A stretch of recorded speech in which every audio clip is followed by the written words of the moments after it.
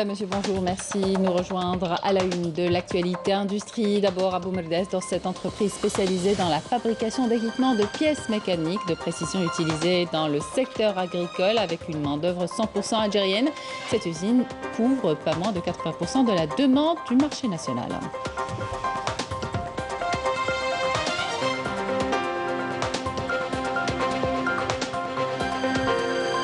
Grâce aux pluies enregistrées ces dernières semaines dans le nord du pays, près de 64 millions de mètres cubes sont stockés dans le barrage de Taksut d'une capacité de 171 millions de mètres cubes. Ce barrage, situé à Oued Aïssi, alimente en partie les villes de Tizi Ouzou, Boumerdès et Alger.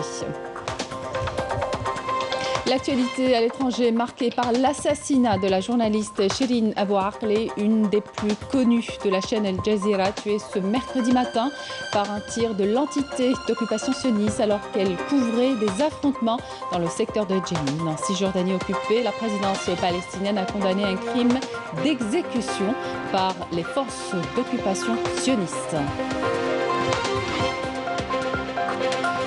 Bienvenue à tous. Le président de la République, Abdelmadjid Tebboune, a présenté ses sincères condoléances à la famille du martyr du devoir, l'agent de l'ordre public Khadim Mohamed, décédé hier à Relizane lors d'un accident alors qu'il accomplissait son devoir.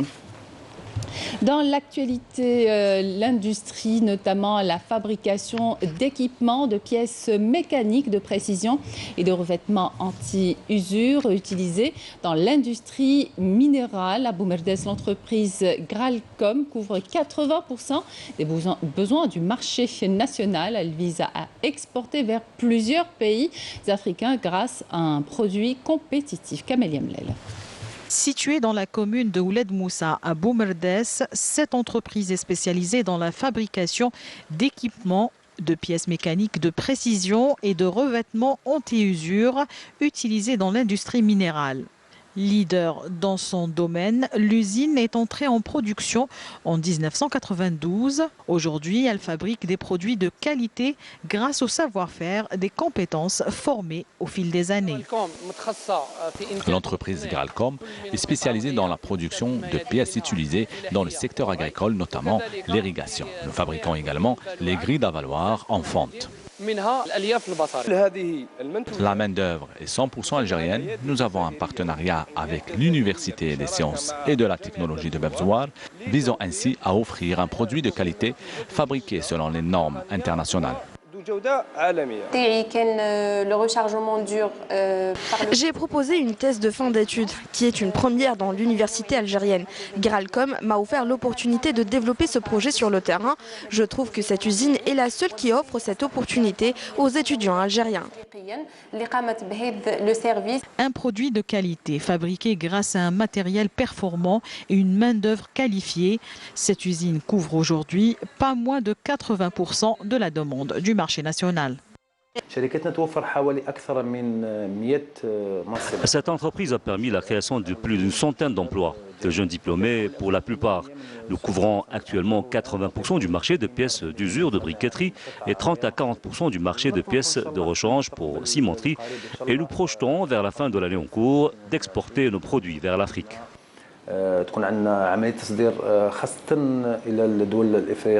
Ce projet contribue grandement au développement de l'économie locale en créant de la richesse et de l'emploi.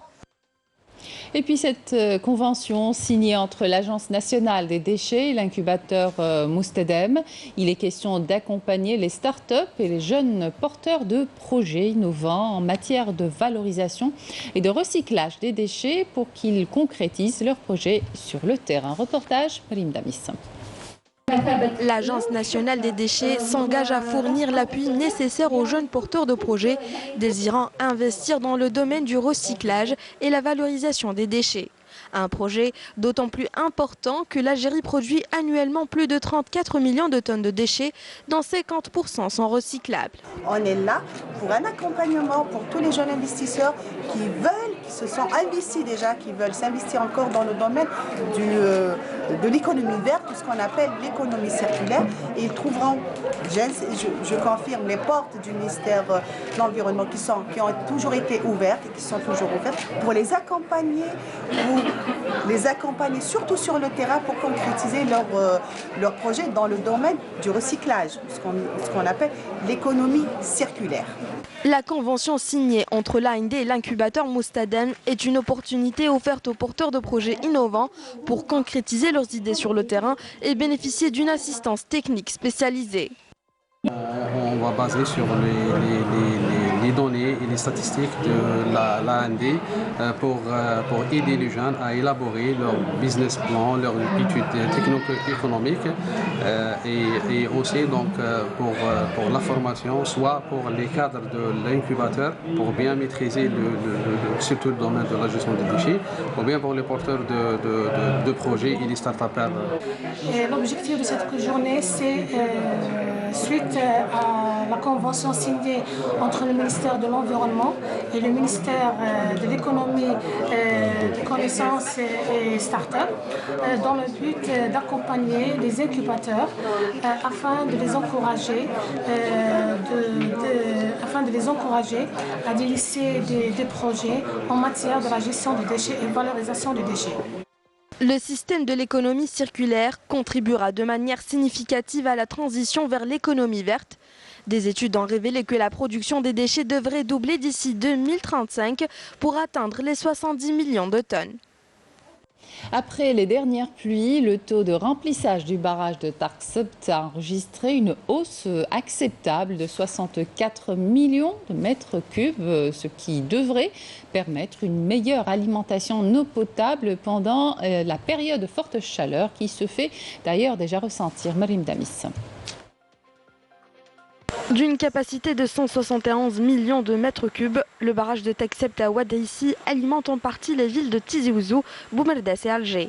Grâce aux pluies enregistrées ces dernières semaines, près de 64 millions de mètres cubes sont stockés dans ce barrage. Comparativement à l'année dernière, nous avons stocké 64 millions de mètres cubes, soit 25 millions de mètres cubes supplémentaires. Cela nous permettrait de passer un été sans crise. Et pour limiter les perturbations d'alimentation en eau potable, un plan d'urgence a été adopté par les pouvoirs publics pour pomper l'eau de Oued Sebao vers le barrage de Taksebt à une distance de 6 km. Pour le transfert de l'eau de Oued Sebao vers le barrage de Taksebt, l'opération est scindée en deux phases. La première est en cours d'exploitation. Ça nous permet de transférer plus de 250 000 mètres cubes par jour. Pour l'heure, nous pompons environ 30 000 à 40 000 mètres cubes par jour et la deuxième partie est en phase de réalisation.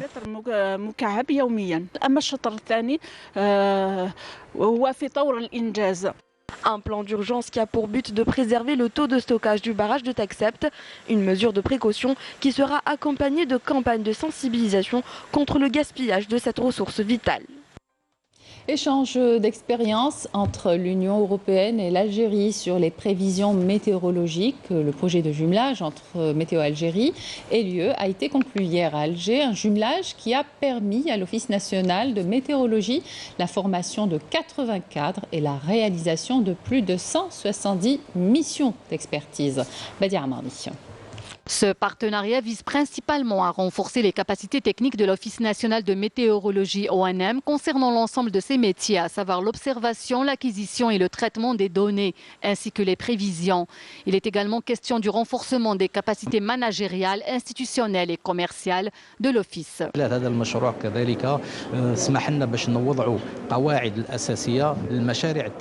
Cette action nous a permis de mettre sur les rails les projets de développement qui seront réalisés avec les cadres de l'Office national de météorologie, mais aussi dans le cadre d'un partenariat avec les entreprises nationales. Ces projets permettront à l'Algérie de mieux connaître notre climat et de maîtriser davantage les phénomènes météorologiques extrêmes.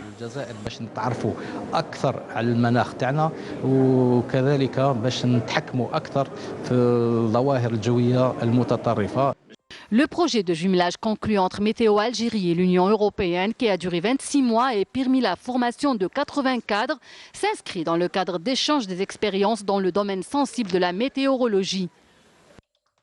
C'était un jumelage d'une durée de plus de 2 ans où on a travaillé intensément pour perfectionner les méthodes de la météorologie en Algérie. Je suis très contente de dire que ça clôture une coopération extrêmement enrichissante entre le partenaire et j'espère bien qu'on va avoir des jumelages bien au-delà de notre projet d'aujourd'hui dans l'avenir. Le chef du projet de jumelage a fait état de la mise en place d'un nouveau système d'alerte précoce liant l'Office au service de la protection civile dont les missions communes consistent en la protection des biens et des personnes. L'actualité à l'étranger est marquée par l'assassinat de la journaliste Shirin Abu Akleh, une des plus connues de la chaîne Al Jazeera, tuée ce mercredi matin par un tir de l'entité d'occupation sioniste alors qu'elle couvrait des affrontements dans le secteur de Jenin en Cisjordanie occupée. La présidence palestinienne a condamné un crime d'exécution par les forces d'occupation sionistes, un crime qui fait partie de la politique de l'occupation consistant à cibler les journalistes pour masquer la vérité et commettre des crimes en silence. Bouchra Boli. Au sol, gît le corps sans vie de Shirin Abu Akleh, reporter de la chaîne qatari Al Jazeera depuis plus de 25 ans. La célèbre journaliste qui couvrait des affrontements dans le secteur de Jenin en Cisjordanie occupée portait pourtant un casque de protection et un gilet pare-balles sur lequel était inscrit le mot presse. Les témoins affirment que la correspondante d'Al Jazeera a reçu tôt ce matin une balle réelle en plein visage tirée par un sniper israélien alors qu'elle était aux côtés d'autres journalistes dans un lieu découvert et calme. C'est ce que nous révèle sa consoeur témoin de l'assassinat que l'on voit sous le choc sur ces images.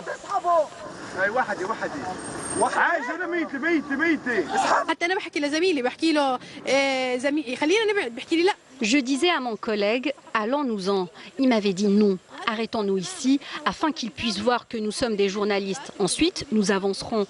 Nous nous sommes donc mis en groupe sans bouger face aux forces de l'occupation et c'est seulement lorsqu'on était certain qu'ils avaient vu que nous étions des journalistes que nous avons avancé. Lorsque nous avions atteint un lieu où il était impossible qu'on se retire, ils ont commencé à tirer. S'ils n'avaient pas l'intention de nous tuer, ils auraient effectué des tirs de sommation. Pour moi, il s'agit clairement d'un assassinat.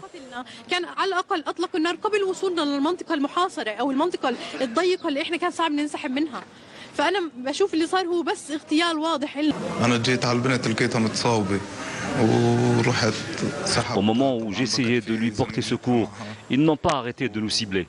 Et en un temps record, Shirin est partie. Elle a vite succombé à ses blessures.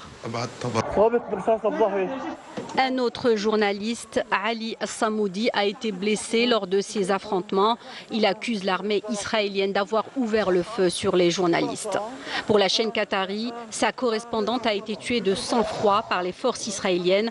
Elle dénonce, je cite, un meurtre en violation des lois et des normes internationales et condamne ce crime odieux qui a pour objectif d'empêcher les médias de faire leur travail, a indiqué la chaîne qatari, appelant la communauté internationale à tenir pour responsables les forces d'occupation israéliennes pour avoir intentionnellement ciblé et tué Shirin.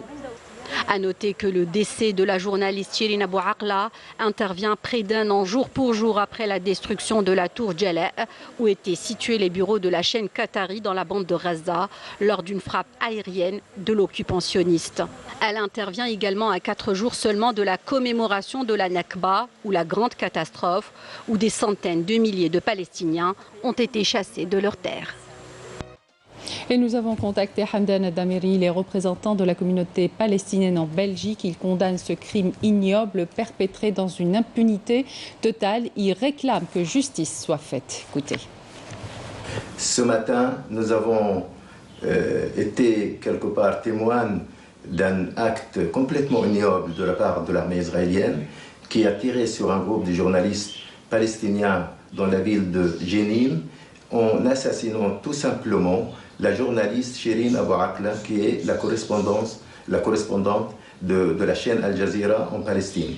Shirin Abu Akleh, c'était une journaliste professionnelle il avait les uniformes de journalistes, mais malgré ça, l'armée israélienne elle a tiré sur le groupe des journalistes en assassinant d'abord Shirin, et en plus ils ont blessé un autre journaliste palestinien.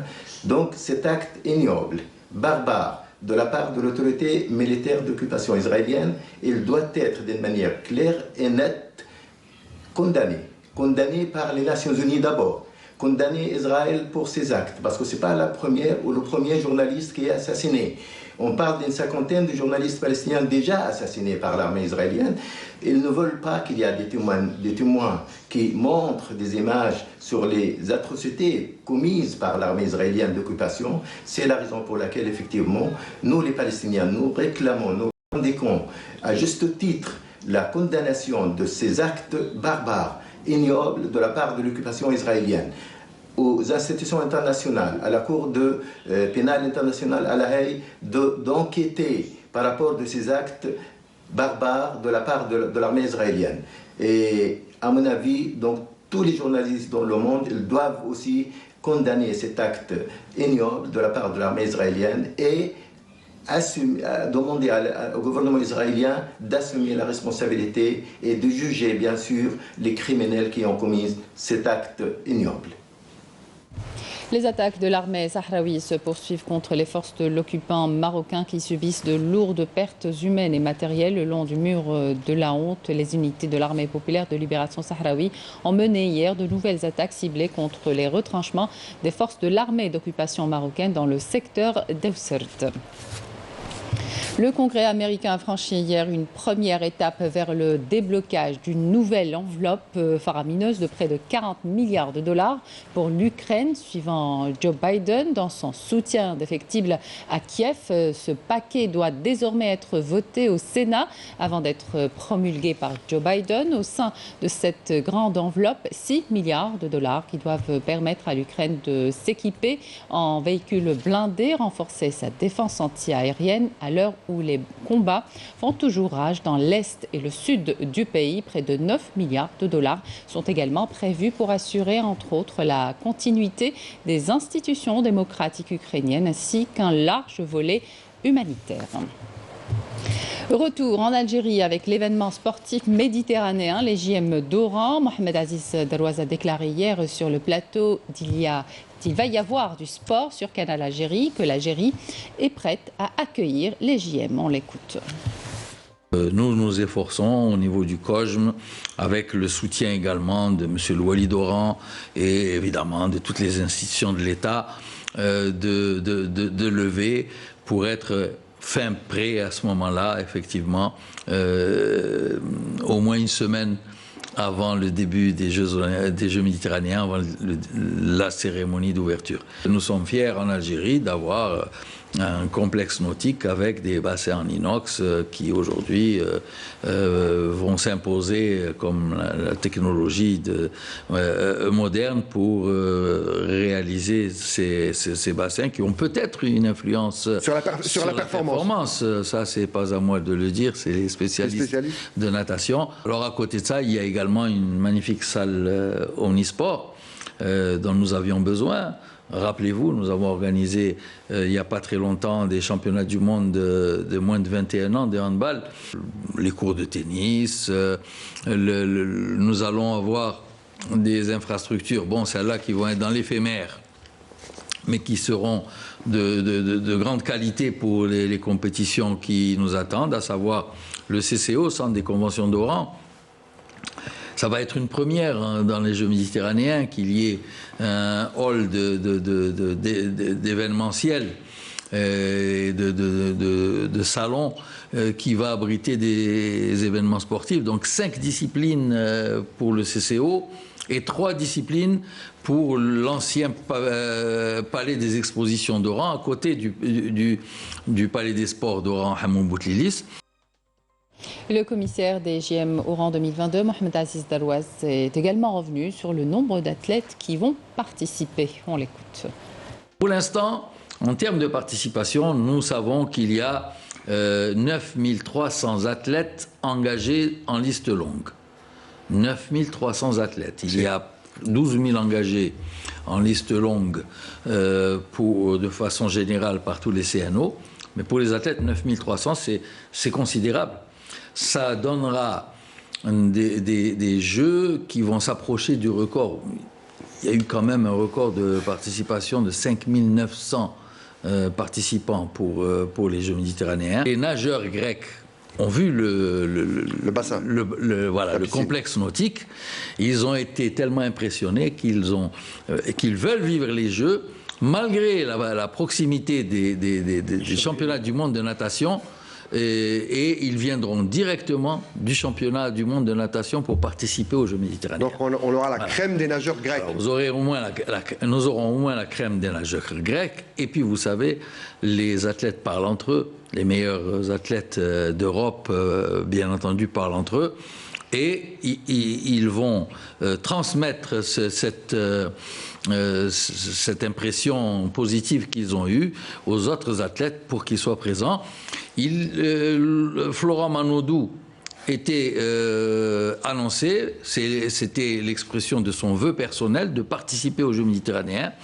Et je pense que le maintien des championnats du monde ne va pas le perturber et qu'il viendra aussi. Voilà le genre de champions qui seront ici pour vivre les Jeux méditerranéens.